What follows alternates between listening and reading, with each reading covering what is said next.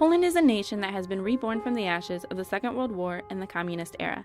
They had one of the smoothest transitions to democracy in Eastern Europe. Now before I continue, I have a question. Where in the world is Poland? I spent my summer conducting research on Poles and learning about Polish history, but I had no idea where it was before I discovered the opportunity to travel there. I didn't even realize that World War II was predominantly in Poland, which as a huge history nerd, I'm ashamed to admit. Even as I was traveling, I realized how uncultured I felt. I was surrounded by people who traveled all over and were fluent in 3 languages, yet here I was, inexperienced. What surprised me most, though, was how well I adjusted to the foreign environment. Not speaking the same language as the community around you can be quite overwhelming.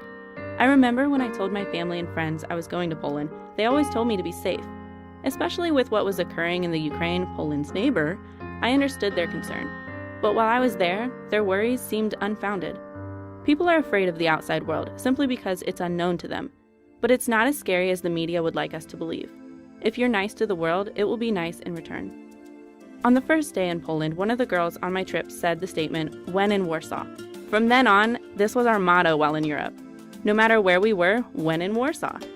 What this meant was we weren't going to be afraid to experience the world around us. We weren't going to say no. Even in other cities, if an opportunity arrived, when in Warsaw, and we say yes.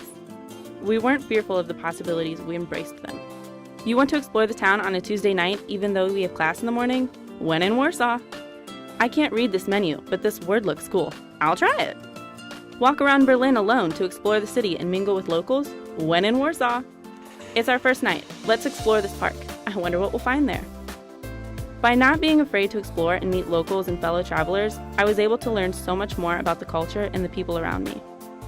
I saw just how small the world is. People truly are incredible, and everyone has a story to tell. A Ukrainian who authored a book on swords lived down the hall. Some Swedes tested our knowledge of America over theirs. A young Brazilian couple escaping the World Cup madness excitedly told us how they participated as foreign exchange students in Ohio. I watched the World Cup with a group of people from California, Texas, Hungary, and Germany. From Russia to the UK to Denmark, I met people from all over, and they were interested in my journey, as was I in theirs. The world truly is flat, and I don't think people realize how similar we all are. We just have to give each other a chance. When we're young, we're taught not to talk to strangers.